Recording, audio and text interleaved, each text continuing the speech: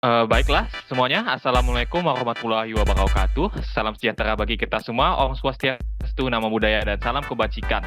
Nah, pada hari ini kita akan menjelaskan uh, automated teller machine atau ATM, bagaimana requirement-nya ataupun pengertiannya. Baiklah, next slide.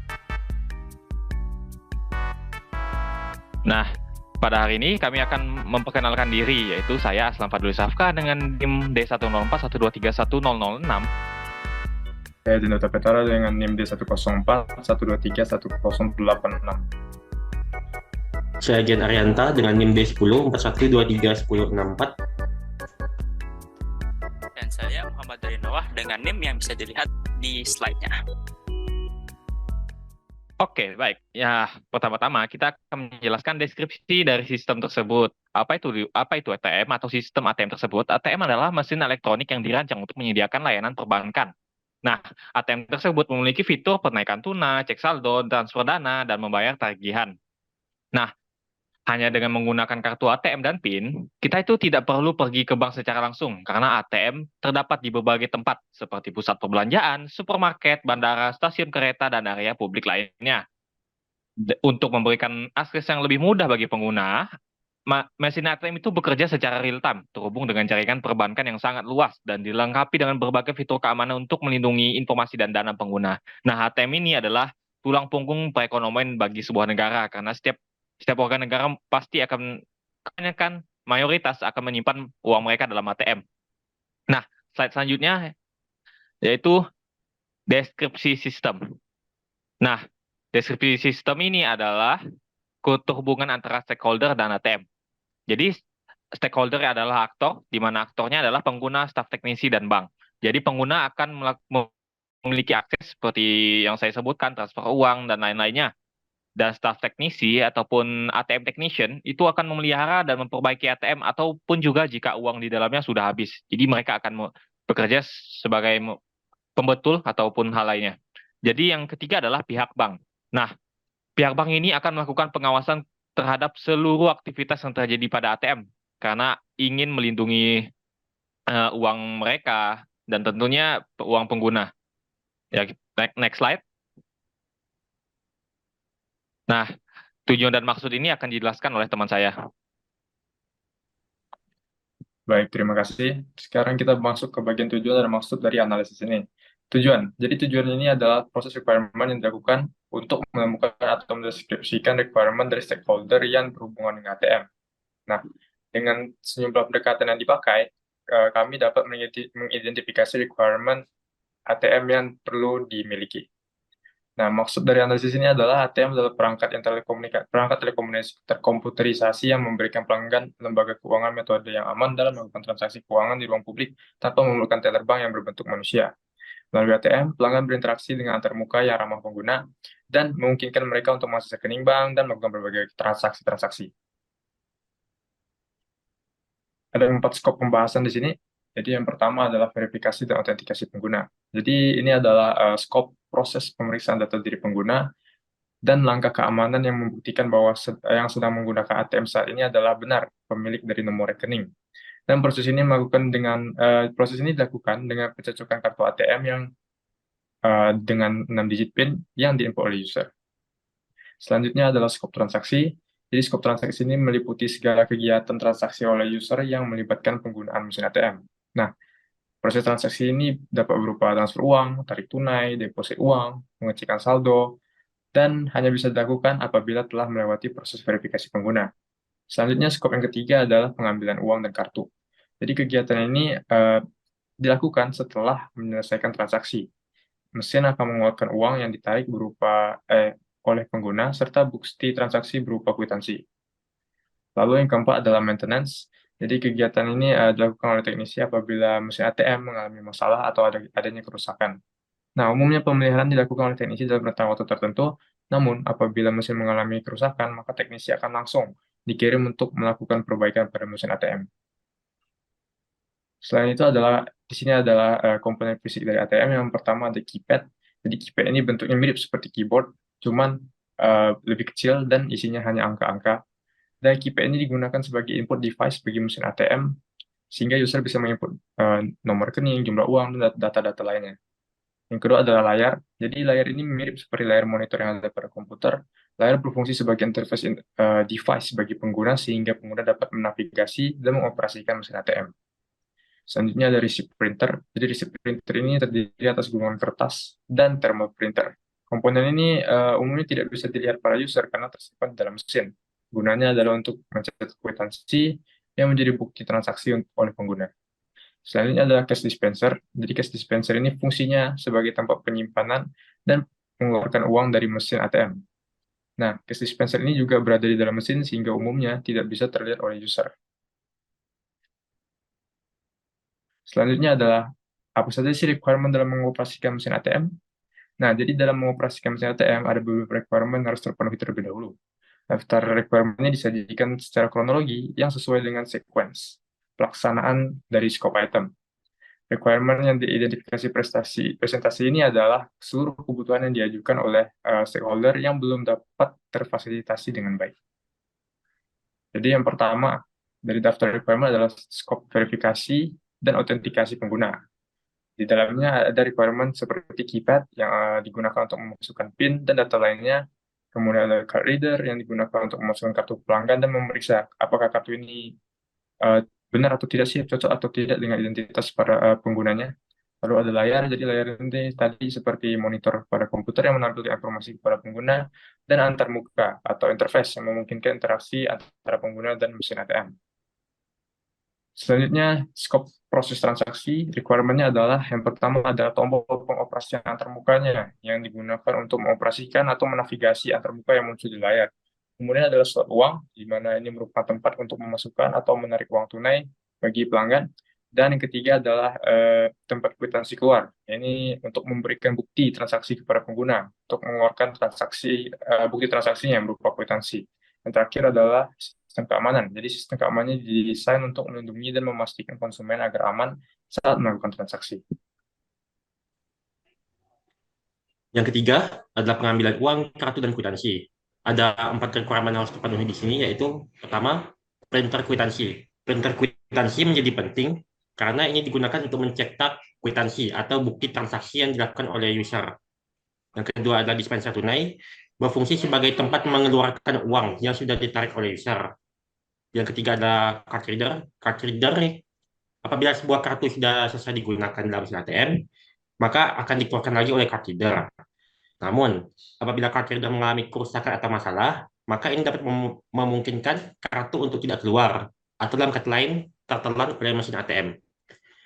Keempat adalah sistem keamanan yang berfungsi untuk melindungi dan memastikan konsumen agar aman saat melaksanakan transaksi. Yang keempat adalah maintenance. Di maintenance hanya memiliki satu requirement saja, yaitu peralatan dan perkakas yang akan digunakan oleh teknisi dalam kegiatan pemeliharaan atau perbaikan mesin ATM apabila terjadi kerusakan.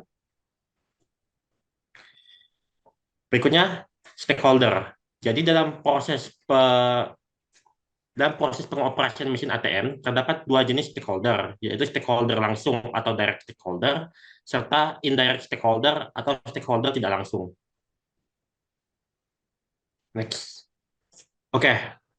Seperti apa direct stakeholder dan indirect stakeholder? Direct stakeholder atau pemegang kepentingan langsung, itu adalah mereka yang merasakan langsung dampak atau terlibat langsung dalam proses pengoperasian ATM. Sedangkan indirect stakeholder adalah mereka yang secara tidak langsung berkontribusi atau secara tidak langsung merasakan dampak dari adanya mesin ATM tersebut. Next slide.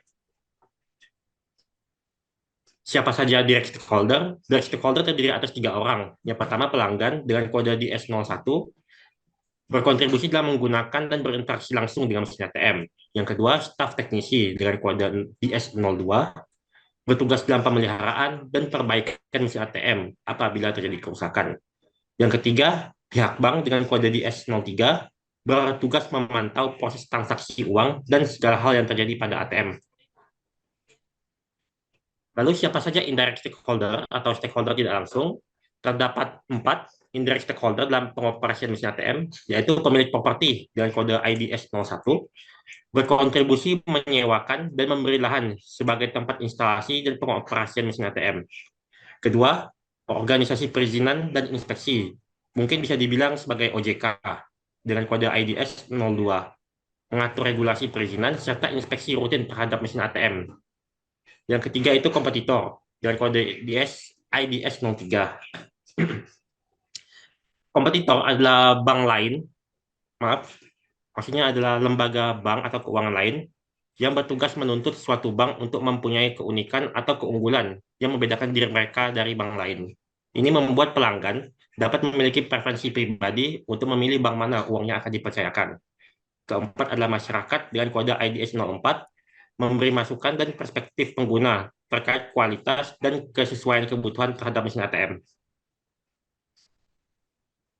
Oke, untuk alur proses penggunaan mesin ATM akan saya serahkan kepada rekan saya. Silakan.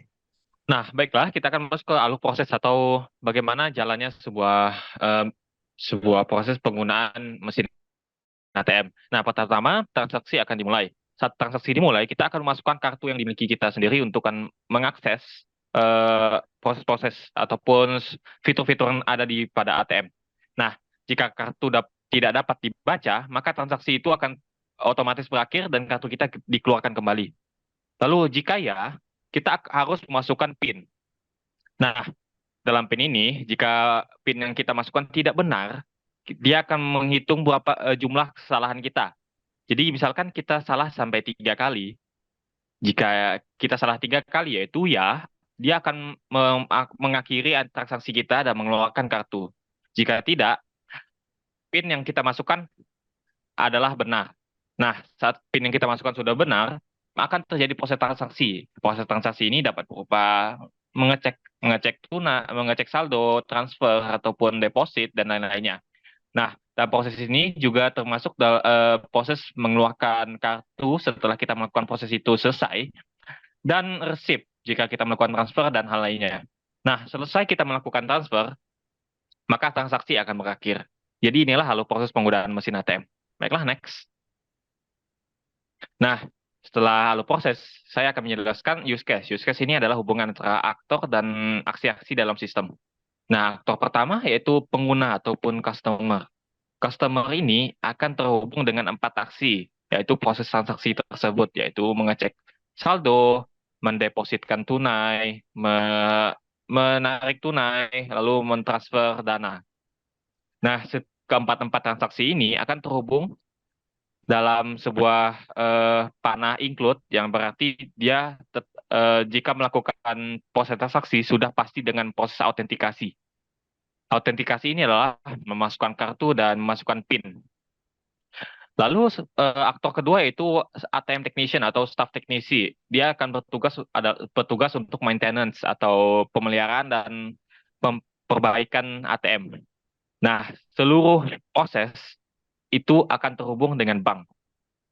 Bank ini bertugas untuk mengawasi semua prosesnya, karena mereka adalah pemilik asli dari ATM dan menjaga uang-uang kita. Itulah use case diagram. Baiklah, next slide akan dilanjutkan oleh teman saya.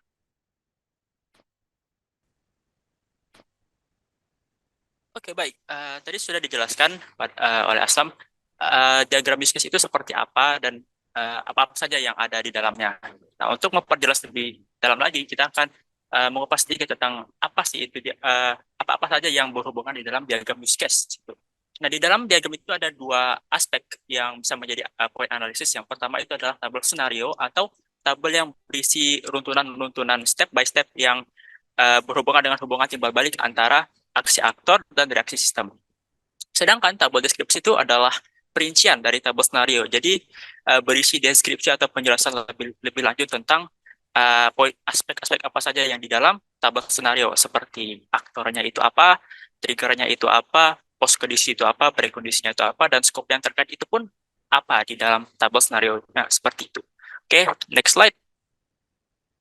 Oke, seperti yang disampaikan Dian tadi, ada 6 scope di dalam mesin ATM. Oleh karena itu, kita ada 6 use case, seperti itu. Nah, kita akan masuk pada use case yang pertama, yaitu adalah authentication. Nah, authentication di sini, tabel deskripsinya kurasa sudah cukup jelas ya di dalam PPT. Jadi, saya akan hanya menjelaskan di dalam step authentication ini. Nanti untuk selebihnya, saya kira bisa dibaca sudah cukup jelas. Nah, untuk triggernya di sini adalah apabila kartu ATM dimasukkan ke dalam mesin. Nah, ketika kartu ATM dimasukkan dalam mesin, maka otomatis transaksi akan menjadi mulai. Itulah yang menjadi trigger untuk memulai transaksi di dalam ATM seperti itu. Dan aktornya di sini adalah pelanggan. Oke, selanjutnya kita akan melihat mengalih perhatian kita kepada tabel scenario authentication. Nah, di sini ada sedikit peralatan pada step-step tabel scenario karena kita belum menginclude step di mana apabila PIN-nya itu salah seperti 3 kali itu. Mari kita lihat step-stepnya itu. Yang pertama itu adalah pelanggan masukkan ke dalam card reader. Ketika kartunya itu sesuai dengan mesin pendeteksi mesin, maka akan menampilkan halaman PIN untuk memasukkan PIN. Nah, pelangganlah akan melakukan pengisian PIN. Apabila PIN-nya itu benar, maka pelanggan dapat mengakses banknya di dalam ATM seperti itu. Namun, apabila PIN-nya salah dan salah pengisian dalam 3 kali, maka kartu itu akan diblokir. Otomatis transaksi yang dilakukan pada waktu itu gagal, dan untuk membuka pemblokiran kartu tersebut, pelanggan perlu pergi ke pihak bank untuk membayar denda untuk pembukaan rekeningnya kembali seperti itu. Nah, next kita akan bahas tentang use case selanjutnya, yaitu adalah check balance. Nah, di sini akan terjadi apabila pelanggan memilih menu check balance seperti itu. Nah, kemudian mesin akan mereaksi dari inputan pelanggan berupa pengecekan saldo itu akan memberikan berapa banyak jumlah uang yang ditabung di dalam rekeningnya seperti itu. Dan apabila pelanggan sudah memilih selesai, maka otomatis transaksi pada waktu itu berakhir, dan mesin akan mengeluarkan ATM dan kwitansi sebagai bukti bahwa transaksi telah dilakukan pada waktu itu. Oke, next slide. Oke, selanjutnya itu adalah penyetoran uang seperti itu. Penyetoran uang di sini ada 9 step di dalam tabel scenario itu. Yang pertama itu adalah apabila pelanggan memilih menu untuk menyetor uang, dan maka sistem akan menampilkan menu untuk setor uang.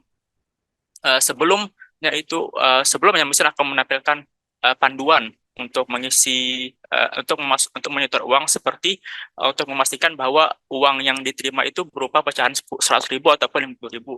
Dan untuk memastikan bahwa uang yang dimasukkan ke dalam uang dispenser itu tidak ada lipatan ataupun dalam kondisi yang layak seperti itu. Nah, kemudian ketika pelanggan memilih lanjut dan memasukkan uangnya, maka mesin tersebut akan memproses uang yang dimasukkan itu dan akan menghitung seberapa banyak uang yang akan dimasukkan ke dalam tabungannya seperti itu. Jika pelanggan memilih setuju, maka transaksi pun berakhir dan mesin akan mengeluarkan kwitansinya dan kartu ATM menandai keberhasilan use case yang ketiga. Nah, selanjutnya kita pindah ke use case keempat, yaitu untuk menarik uang. Nah, di sini tidak apabila pelanggan untuk memilih untuk menarik uang, otomatis pelanggan akan menekan menu untuk tarik uang. Kemudian pelanggan akan memilih berapa banyak uang yang akan diambil, dan nominasinya itu berupa 50.000 ke atas gitu, atau kelipatan 50.000 uang yang bisa diambil pada ATM umumnya. Kemudian bank akan mengkonfirmasi sekali lagi apakah untuk melanjutkan transaksi ini, dan jika pelanggan setuju, maka uang akan mengeluarkan uang yang berupa pecahan 100.000 pada umumnya, dan transaksi pun selesai dengan buktinya pengeluaran kartu ATM dan kwitansi sebagai buktinya. Oke, next. Oke, sedikit lagi kita pindah ke use case kelima, yaitu mentransfer uang. Dan di sini akan terjadi apabila pelanggan memilih untuk mentransfer uang. Umumnya ini transfer uang ini adalah transfer uang antar bank seperti itu. Jadi misalnya lembaga uang A ingin mentransfer kepada lembaga bank B seperti itu, ataupun pada lembaga bank yang sama juga bisa dilakukan pada menu transfer fund seperti itu. Nah, di sini pelanggan akan memilih menu untuk mentransfer uang, dan pelanggan akan memasukkan nomor rekening tujuannya serta bank